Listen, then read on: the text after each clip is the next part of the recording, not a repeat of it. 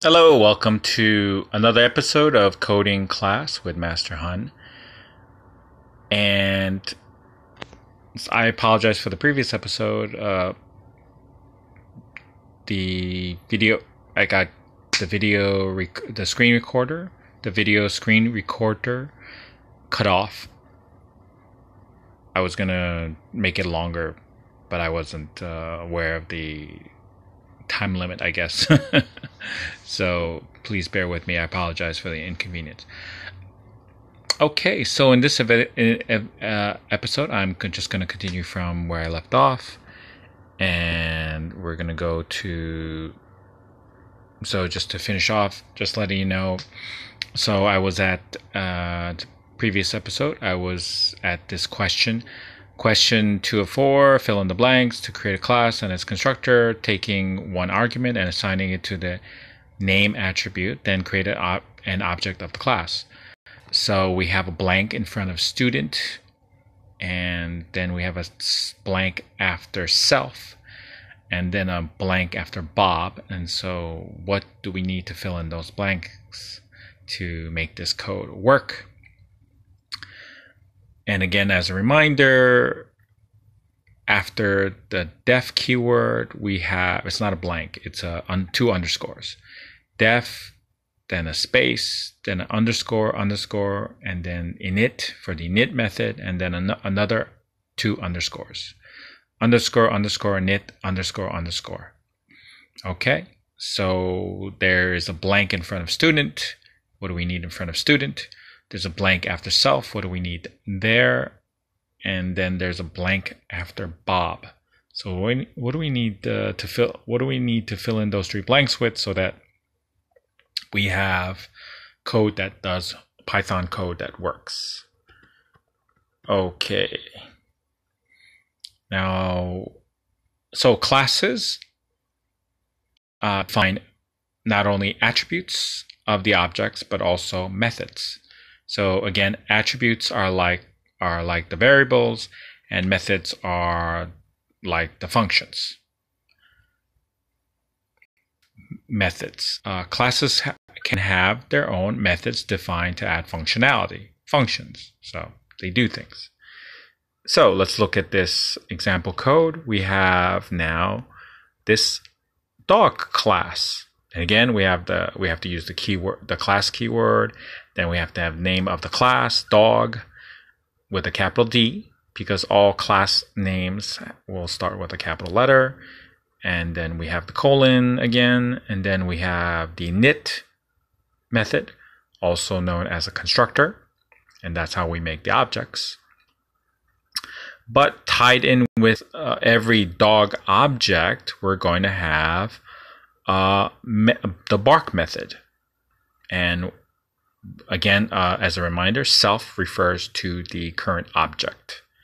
So what does this bark method do? It doesn't do much. It just says woof. It barks. So every time we call this bark method, the dog will bark. Will go woof. Okay. So how do we create a dog object?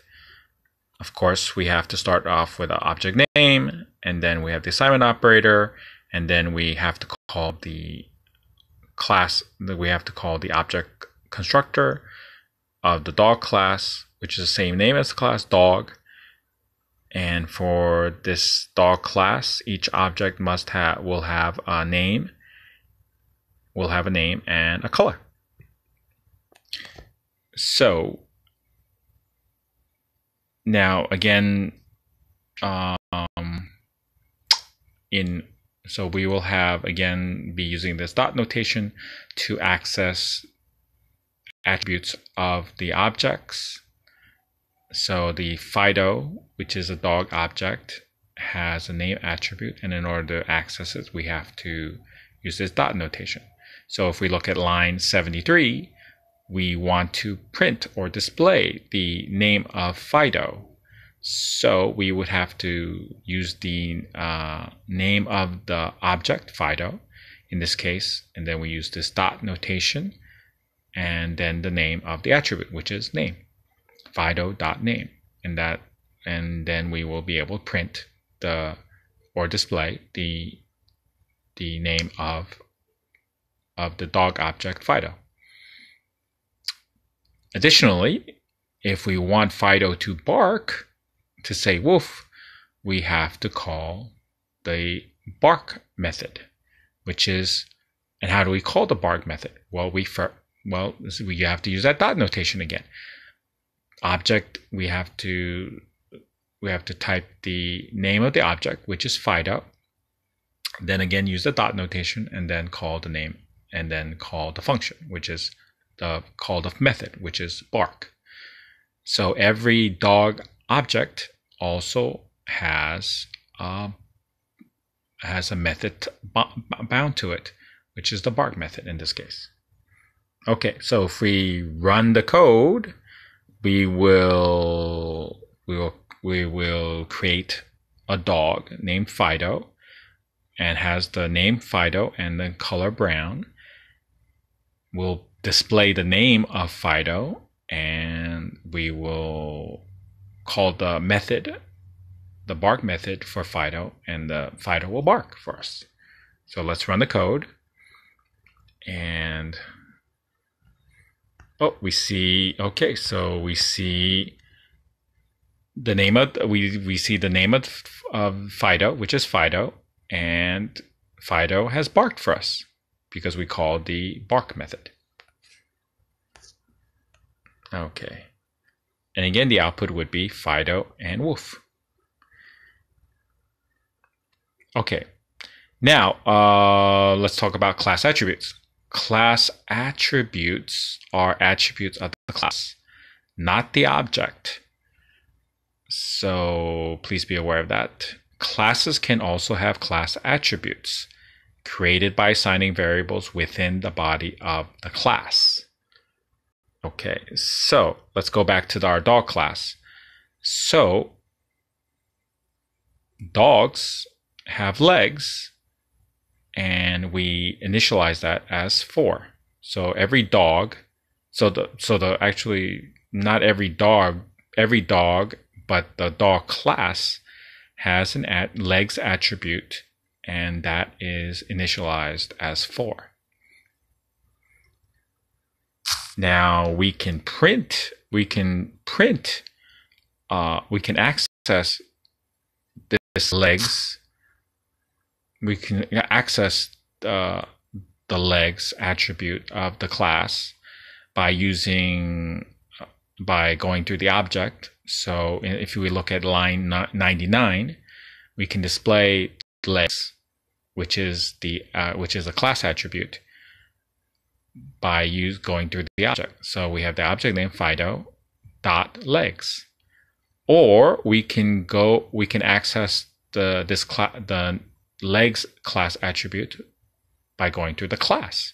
So we can display or print the legs attribute by going through the class. So we have the class name dog with a capital D dot legs. So we can both do it both ways.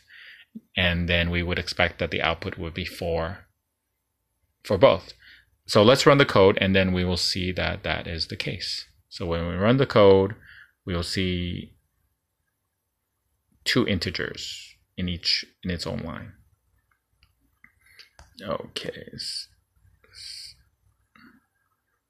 So, I'm sorry. This whole thing, I'm sorry. My apologies. This whole thing is actually a doc string. So actually that won't output because I haven't made that part of the code. But normally what we would expect is that if we ran this code, this dog class, and then instantiated an object of the class Fido, and then we displayed the legs, then we would see that the output would be 2 integers, 4 and 4 on its own lines. Okay, and wanted to let you know that class attributes are shared by all instances of the class. Class attributes are shared by all instances of the class. Okay, now We're almost done. You need to be aware of the attribute error. Trying to access an attribute of an instance that isn't defined causes an attribute error. So in this example, we have the rectangle class, which has two attributes, width and height. So when we created a rectangle, we need to set its width and height.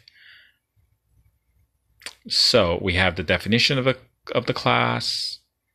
Now, if we look at line 122, line 122, we have a rectangle object. It's called rect, and it has the width of 7 and the height of 8.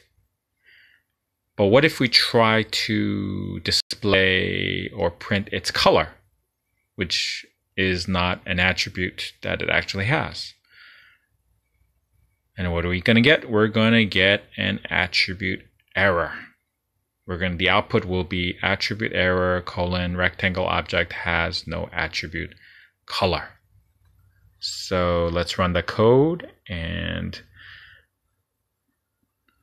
we look and we see that. Can you see that? Okay, at the bottom we have this attribute error: rectangle object has no attribute color. Okay.